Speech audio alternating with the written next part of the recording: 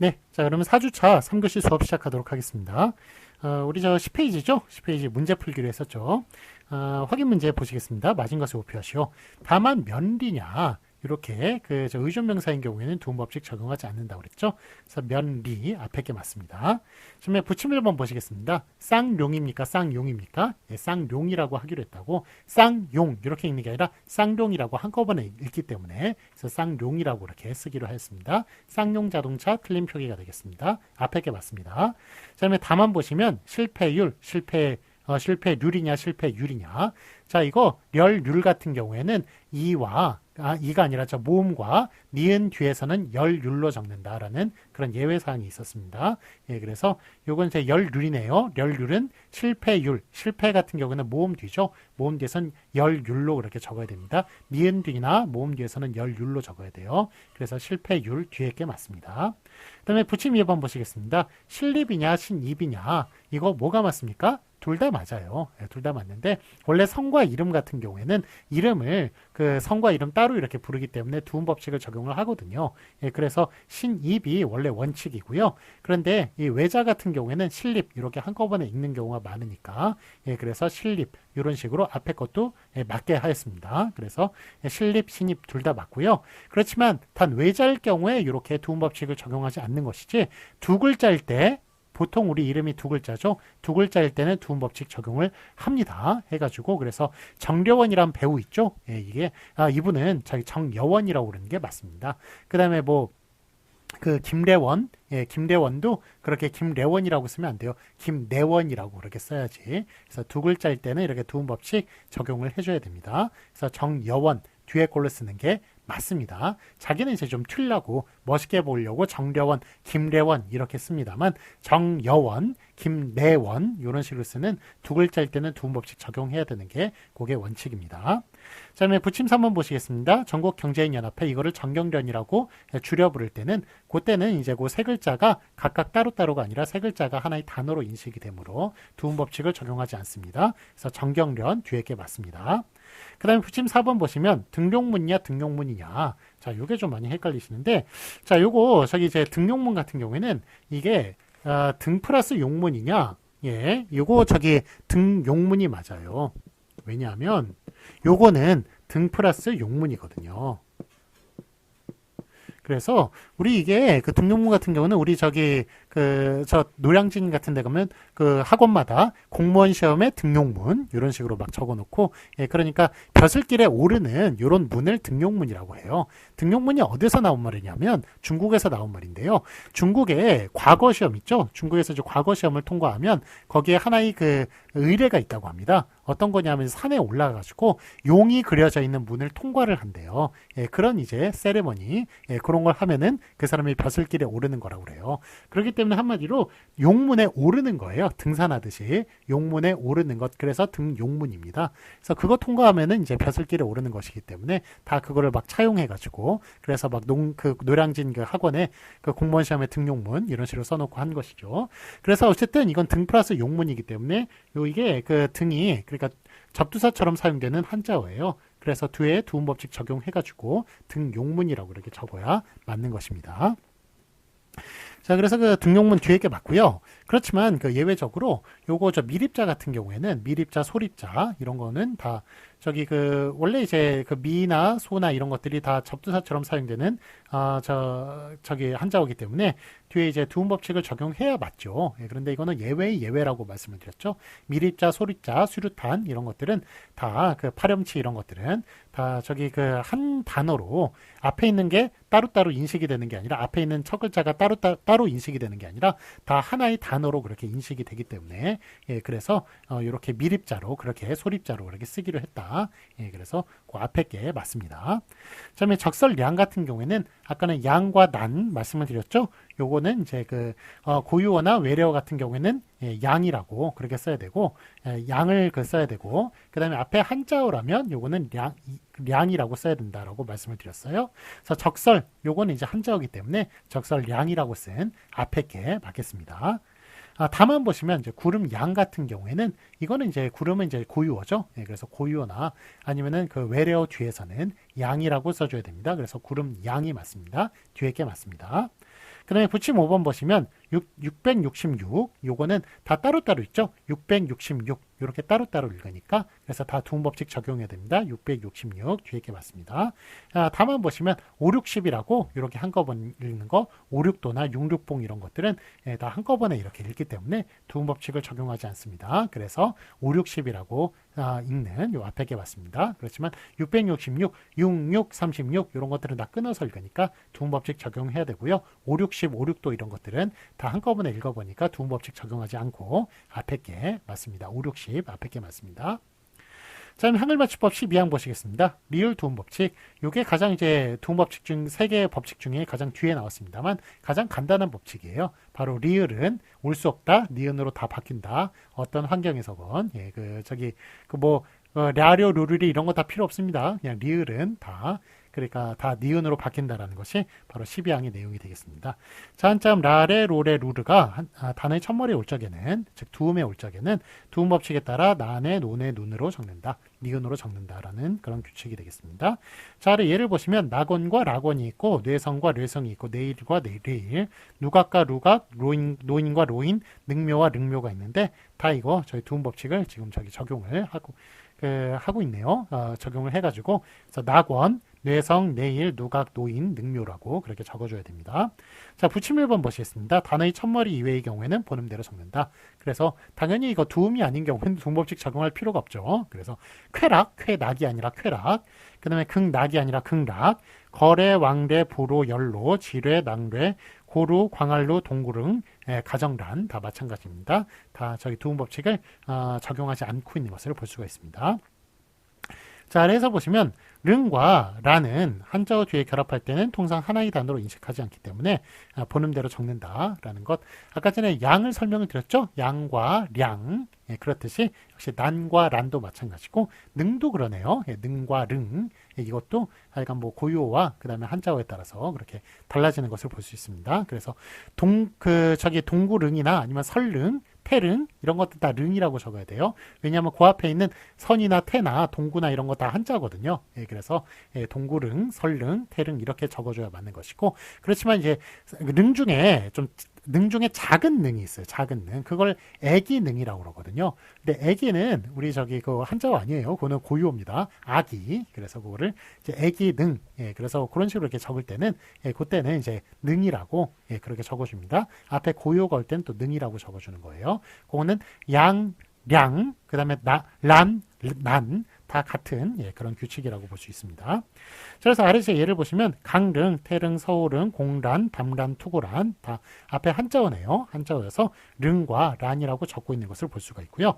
자, 다만 보시면 예컨대 어린이난, 어머니나 가심난, 어린이, 어머니 이거는 고유어고요. 가심은 외래어군요. 이럴 때는 난이라고 적는다고 말씀을 드렸죠. 그래서 난과 같이 고유어나 구미 외래어의 뒤에 결합하는 경우에는 한글맞춤법 11항 붙임 4에서 보인 연과 그 다음에 양, 그 다음에 량 이런 것 있고 개연, 구름, 양의 경우처럼 두음법칙을 적용하여 적는다. 그래서 다 같이 그냥 알아두시는 게 좋을 것 같아요. 그래서 릉까지 합쳐가지고 그래서 릉이냐, 능이냐, 량이냐, 양이냐, 아니면 란이냐, 난이냐, 난이냐, 란이냐 이런 것 다 같이 그 고유어와 외래어하고 결합하면 그러면 이제 아까 말씀드렸던 난이나 양, 그 다음에 능 이런 식으로 쓰고요. 그 다음에 한자어 뒤에 결합할 때는 릉, 란, 량 이런 게 결합이 된다는 것 기억해 주시기 바랍니다. 자, 붙임 2번 보시겠습니다. 접두사처럼 쓰이는 한자가 붙어서 된 말은 뒷말을 두음법칙에 따라 적는다. 그래서 내월, 상, 노인, 중, 노동, 비, 논리적 이런 식으로 이렇게 접두사처럼 쓰이는 한자어 또 나왔네요. 아니면 한자나 아니면 하여간 합성어는 안 나왔습니다만 하여간 어쨌든 이런 것들 결합할 때는 다 끊어서 읽으니까 뒤에 있는 거 두음법칙 적용을 하는 겁니다. 그래서 내월, 상, 노인, 중, 노동, 비, 논리적 이런 식으로 다 두음법칙을 적용하는 것을 볼 수가 있습니다. 자, 근데 아래 해설 보시면 그 옆에 11페이지 해설 보시면 고랭지 있죠? 고랭지 같은 경우는 표고가 높고 찬 지방을 뜻을 나타내는 단어이므로 고 플러스 냉주를 적지 않고 고랭지라고 적는다. 자, 그래서 고랭지 같은 경우에는 이게 고냉지냐 고랭지냐 그래서 이게 좀 헷갈려요. 그런데 고랭지예요, 고랭지. 예. 요게 고가 독립이 돼가지고, 그래서 고 플러스 냉지라고 적어야 될 것 같습니다만, 이게 아니고요. 뜻을 살펴보세요. 높고 추운 지방이에요. 높고 추운 지역. 예, 그렇기 때문에 요게 이렇게 끊어집니다. 그래서 고랭 플러스 지니까, 예, 그러니까 고랭이라고. 요거는 이제 두 번째 음절이니까 그 두음법칙 적용하지 않죠. 그래서 고랭이라고 이렇게 적어주는 요게 맞는 거예요. 그래서 높고 추운 지방이기 때문에 고랭이 하나다. 예, 그래서 예, 그렇게 그 고냉지 이렇게 읽는 게 아니라 고랭지 이렇게 읽는 게 맞는 것이기 때문에 고랭은 두음법칙, 랭은 두음법칙 적용을 안 하는 것입니다. 자, 고랭지 채소 여러분들 아시죠? 예, 고랭지 채소. 저는 1박 2일이라는 프로그램을 보면서 예, 고랭지 채소를 이제 알게 되었어요. 물론 그전에는 이제 그 단어로만 알고 있었죠. 예, 거기에 보니까 그 대관령 같은데 그 배추를 엄청나게 심어놨더라고요. 심어놔가지고 파랗게 이렇게 심어놔가지고 그래서 거기에서 높고 추운 지방, 거기는 대관령은 높고 추운 지방이잖아요. 거기에 되게 좀 그게 잘 자라나 봐요. 저 채소가 잘 자라서 배추 그 김장철 될 때 거기서 뭐 배 가지고 막 다 옮기고 이러는 것 1박 2일에서 나온 적이 있습니다. 그래서 그거 그 고랭지 채소 그런 잘 자라는 그런 높고 추운 지방에 잘 자라는 그런 채소를 고랭지 채소라고 이렇게 부르더라고요. 자, 그래서 어쨌든 고랭 플러스 지니까 예, 고냉지가 아니라 고랭지라고 그렇게 써야 맞다. 예, 말씀드릴 수 있겠습니다. 자, 아래 확인 문제 보시겠습니다. 예, 맞은 것에 오피하시오. 릉묘냐 능묘냐? 이거는 저 두음이네요. 두음이니까 능이라고 써줘야겠죠. 그래서 능묘 앞에 게 맞고요. 그 다음에 71번 보시겠습니다. 태능이냐 태릉이냐? 요거 태릉이 맞습니다. 그 앞에 있는 게 한자어네요. 한자어니까 한자어일 때는 두음법칙 적용하지 않는 것을 붙입니다. 그래서 태릉이 맞고요. 설릉도 맞고요. 설릉이라고 씁니다. 선릉이죠.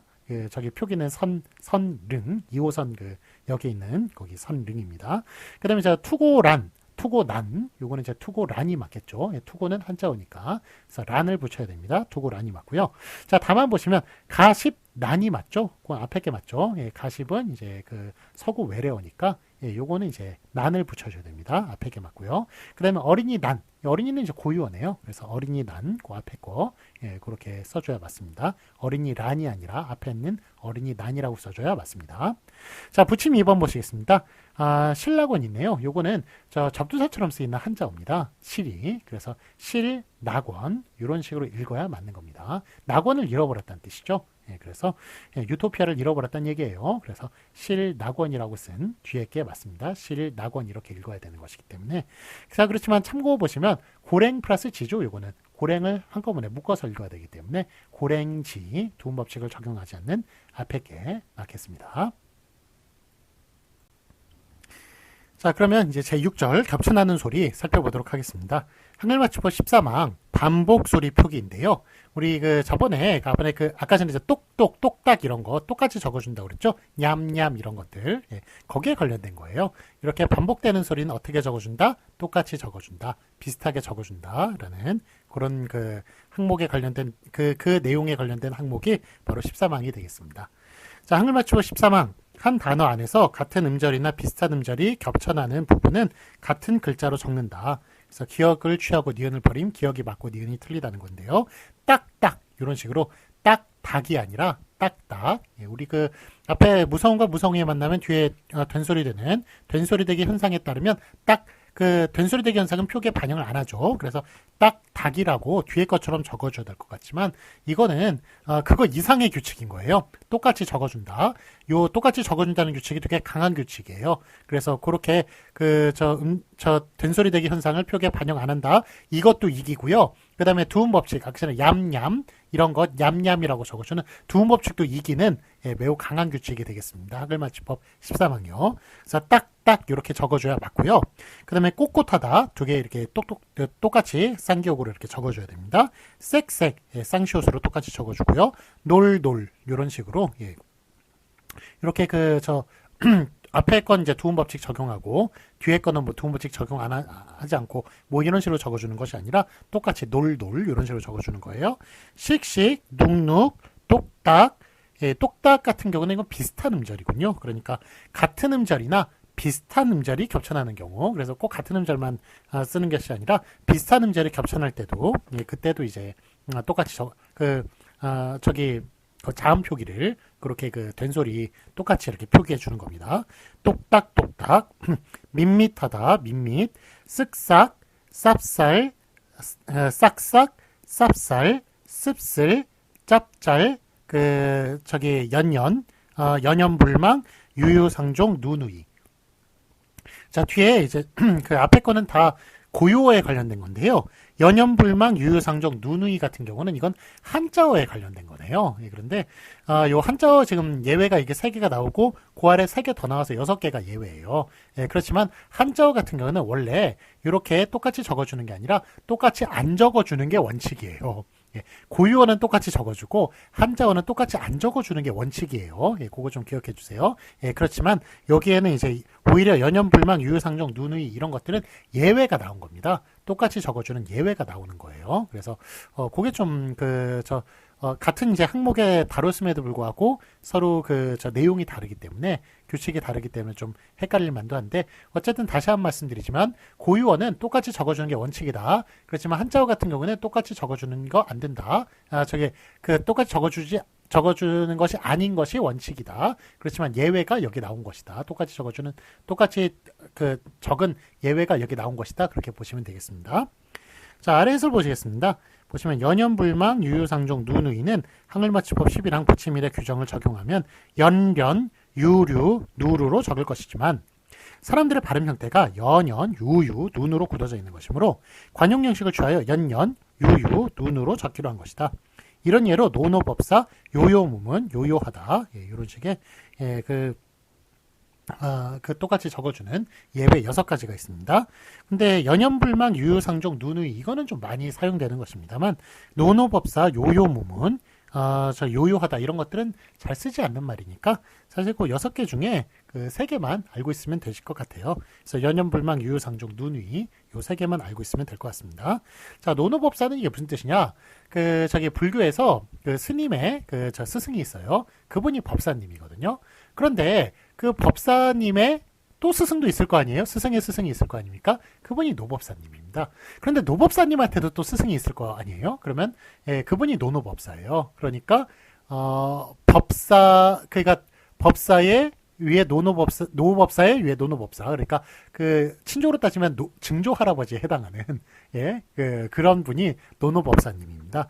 그런데 이건 뭐 불교에서만 거의 사용하는 말이고 그러니까 별로 이렇게 쓰는 말은 아닙니다. 일반적으로 쓰는 말은 아닙니다. 자, 요요무문. 이거는 뭐 이름이 알려져 있지 않다.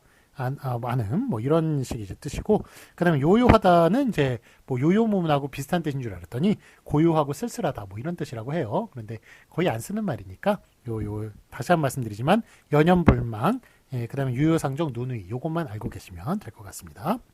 그다음에 그러나 그 밖의 경우에는 제2음절 이하에서 본음대로 적는 것이 원칙이다. 그래서 낭랑하다, 냉랭하다 이런 식으로 지금 한자어들이거든요. 한자어 같은 경우는 다 다르게 두음법칙 적용해서 다르게 적어주는 것이 원칙입니다. 그래서 낭랑하다, 냉랭하다, 농록하다, 늠름하다, 연연생. 연연생 같은 경우도 이거 시험 문제 많이 나와요. 연연생이냐 연연생이냐. 그런데 한자어는 다르게 적어주는 것. 그래서 두음법칙 적용하는 것이 그게 원칙이기 때문에 연연생이라고 적는다. 이거 기억해 주시기 바랍니다. 염염불망, 영력하다, 인민하다, 정나라하다, 정나나하다가 아니라 정나라하다, 정나라하다가 아니라 정나라하다 이런 식으로 그렇게 적어준다는 것 기억해 주시기 바랍니다. 자, 참고 보시겠습니다. 딱따구리 있죠? 딱따구리가 딱다구리냐, 딱따구리냐. 이거 좀 헷갈리실 만한데 딱따구리입니다. 왜냐하면 딱딱에 딱딱딱딱 소리를 내잖아요. 딱딱에 뒤에 우리가 결합했기 때문에 딱따구리라고 그렇게 딱따로 적어주는 게 맞는 거예요. 고유어는 2개 똑같이 적어줘야 되잖아요. 그러니까 딱따구리라고 적어줘야 맞습니다. 딱따구리 여러분 보신 적 있으세요? 예전에 그 딱따구리라는 만화가 있었어요. 그래서 헤헤 이러면서 하여간 좀 이렇게 장난 되게 많이 치는 그런 이제 딱따구리라는 그런 만화가 저희는 있었는데 그래서 딱따구리가 그렇게 생긴 줄 알았더니 실제 딱따구리는 되게 좀 화려하고 얼굴 머리만 이렇게 좀 빨간색 그것만 비슷하고 나머지는 좀 하여간 좀 되게 다른 그런 새예요. 근데 딱따구리가 한국에 있을까요, 없을까요? 한국에 있더라고요. 있어가지고 제가 저 산정호수 있죠? 산정호수 그쪽에 이제 올라가가지고 산정호수가 이렇게 그쪽 쭉 이제 그 산책길이 이렇게 호수 주변으로 이렇게 나 있는데 거기 이제 그 길을 걷다가 딱따구리를 발견했어요. 발견했는데 아 얘가 평소에 발견이 잘 안 되는 이유가 있더라고요. 저하고 딱 눈이 마주치니까 바로 딴 데로 날아가 버리더라고요. 예, 그래가지고 그때 좀 그림에서만 보던 딱따구리를 실제로 봐가지고 되게 좀 하여간 그 신기했던 그런 경험을 한 적이 있습니다. 왜 사람 눈에 안 띄는지 하여간 얘가 되게 수줍음이 많은 그런 새더라고요. 자, 그래서 어쨌든 하여간 그 딱따구리라고 그렇게 그 쓰지 않는다. 따구리라고 써야 된다라는 것 기억해 주시고 그 다음에 깍두기 있죠? 깍두기 같은 경우는 깍둑. 요게 같은 이제 뭐 우리 여기 앞에 나 있던 뭐 딱딱이라든지 이런 거하고 같은 그 형식으로 이제 생각을 할 수 있겠습니다만 깍두기가 아니라 깍두기예요. 왜냐하면 깍둑은 같은 음절이 아니에요. 하나는 쌍기역이고 하나는 디귿이지 않습니까? 그러니까 기역과 디귿은 서로 같은 비슷한 음절이 아니기 때문에 깍두기라고 그렇게 써줘야 맞습니다. 그래서 그 깍둑이 아니라 깍둑이라고 요거는 무성음과 무성음이 만났을 때 뒤에 있는 게 그 된소리 되기 현상이 되는 된소리 되기가 되는 된소리 되기 현상에 관련된 것인데 이거는 표기에 반영을 하지 않아야 되니까 깍둑이라고 써줘야 맞는 겁니다. 그래서 깍둑에서 유래되었으나 깍둑은 비슷한 음절이 아니므로 깍둑이라고 그렇게 쓰지 않고 깍둑이라고 그렇게 써줘야 맞는 것입니다. 자, 확인 문제 보시겠습니다. 보시면 맞은 것을 오피하시오. 딱따구리와 딱다구리가 있는데 둘 중에 뭐가 맞나요?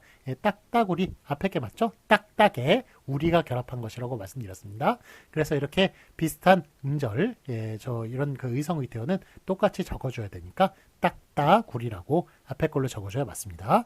그 다음에 연연불만 있죠? 연연불만 같은 경우는 그거는 저기 한자어는 달리 써주는 게 그게 이제 원칙입니다만 요 예외 6개 있었는데 3개만 외우라고 말씀드렸죠. 그래서 연연불망, 유유상종, 누누이 요게 해당하는 것이므로 연연불망 똑같이 적어주는 앞에 게 맞겠습니다.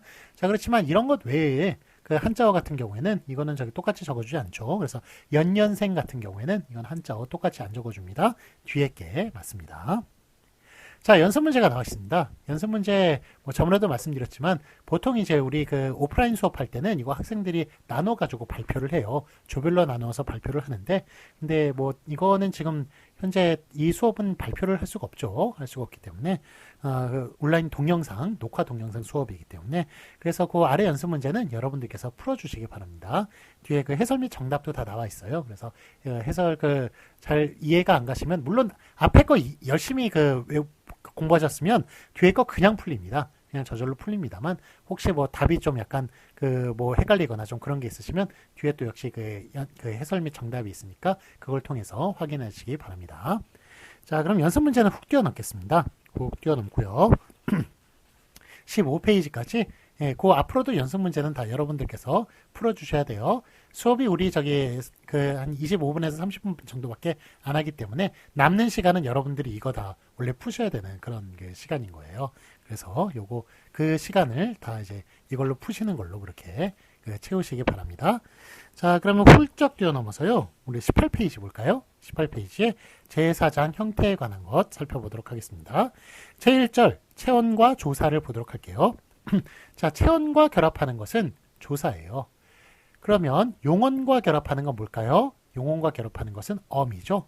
그러니까 체언과 조사가 묶이고 제2절은 어간과 어미군요. 어간과 어미, 즉 어간에 해당하는 게 용언이죠. 동사, 형용사 여기에 해당하는 것은 뒤에 어미를 결합을 시킨다라는 것. 자, 요걸 좀 기본적으로 알아두셔야 돼요. 그래서 조사는 체언하고 결합하는 것이고 어미는 용언하고 결합하는 것이다 라는 것, 요거 기억해 주시고 그러고 뒤에 내용을 나가도록 하겠습니다. 자, 한글 맞춤법 14항 보겠습니다. 보시면 조사 표기가 있네요. 제14항 체언과 체언은 조사와 구별하여 적는다. 그래서 떡에 떡도 이렇게 적어야지 떡이라고 적으면 안 된다는 거예요. 그래서 요 구별해서 떡이라고 그렇게 적어야지 떡이라고 이렇게 적으면 안 되겠다. 요 체언과 조사는 구별해서 적어야 되니까 이렇게 적어야 맞지 구별 안 하고 이렇게 적는 거 안 된다. 그런 이야기가 되겠습니다. 역시 옆에 있는 손이 손을, 손에 손도 손만 이것도 마찬가지고요. 자, 요거 떡이를 보시면 이게 떡이가 이가 무슨 뜻인지 아시죠? 이는 이제 주격조사죠. 앞에 있는 게 주어입니다. 라는 걸 나타내는 주격 주격의 뜻을 나타내고 있고요. 을 같은 경우는 목적격 조사죠. 앞에 있는 것이 목적어의 역할을 합니다라는 그런 뜻을 나타내고 있고요. 그러니까 이렇게 문법적인 뜻도 뜻인 거예요. 그래서 문법적인 하여간 어쨌든 조사는 다 뜻을 가지고 있습니다. 애 같은 경우에는 그 처소의 뜻을 나타내죠. 그래서 처소격 조사라고 하고, 그 다음에 떡도, 도 같은 경우에는 그 저기 역시의 뜻을 나타내죠. 그래가지고 뭐 올소의 뜻, 뭐 이런 투의 뜻, 이런 뜻을 나타내죠. 그다음에 떡만, 요거는 이제 단독의 뜻을 나타내죠. 그래서 only의 뜻을 나타낸다고 얘기할 수가 있겠습니다. 자, 그러니까 우리 이렇게 조사 같은 경우에 다 의미가 있어요. 이런 의미를 여러분들 머릿속에 다 넣고 있죠. 근데 머릿속에 끄집어내 가지고 그 설명을 해줘야 외국인들이 그걸 알아들을 수가 있는 거예요. 그런데 그래서 한국어 교육과가 필요한 겁니다. 이런 것들을 다 배우는 거거든요. 그래서 여러분들 머릿속에 있다고, 그 머릿속에 있는 것만 생각하시면 안 됩니다. 그거를 끄집어내는 것도 별개의 문제예요. 별개의 문제다 보니까 하여간 끄집어서 잘 그 외국인들 지금 많이 한국어를 배우고 싶어하는 외국인들에게 그래도 좀 도움을 조금이라도 주시기 바라고요. 자, 그 다음에 그 박스의 끝에서 셋째 줄 있죠? 셋째 줄 보시면 8이가 있네요. 자, 이거 제가 퀴즈를 낼게요. 8이라고 읽는 게 맞을까요? 8비라고 읽는 게 맞을까요?